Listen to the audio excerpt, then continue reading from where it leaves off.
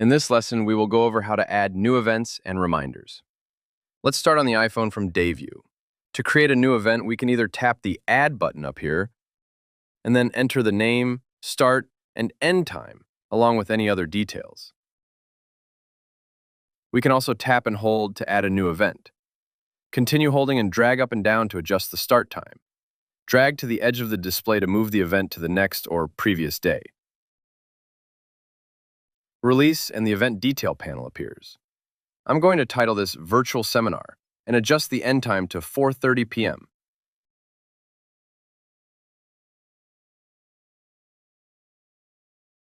We can also adjust the start and end time of an event in Today or Week View by selecting it with a tap and hold and then tap and drag on the top or bottom node.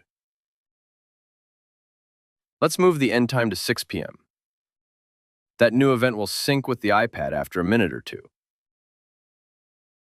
Tap and hold onto it over on the iPad to adjust the start or end time. Switch to month view and the event is visible. Single tap to view its details. Tap the Edit button to make changes or additions. When in month view, tap and hold on a day to add an event. Doing so from month view makes it an all-day event by default. Marking an event as all day will have it start and end on a date rather than an exact time. Toggle this off and we can start and end the event at an exact time. I'll use the all day option for this weekend trip.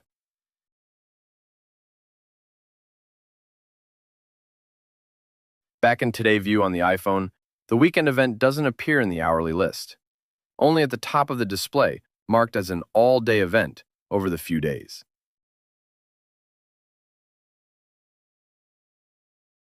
Of course, we can also use the Add button from Month View on the iPad, and then enter start and end times or dates in the Details panel. In summary, we can add new events from any view on any device using the Add button. We can also add events with a tap and hold in any view mode to add a new event.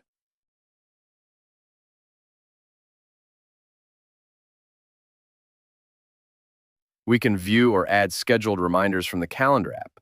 This will sync with the Apple Reminders app that also is built into any iPhone, iPad, or Mac. Let's quickly add a new scheduled reminder here.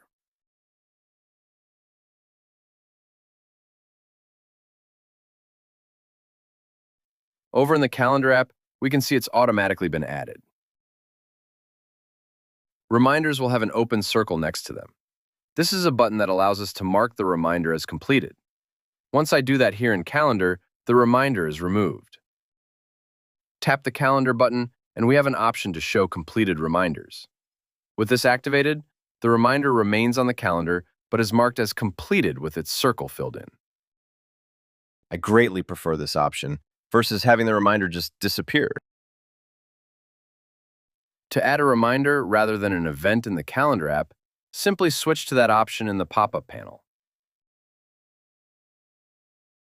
We have all the same information fields and options here that we would when adding a reminder from the Reminders app.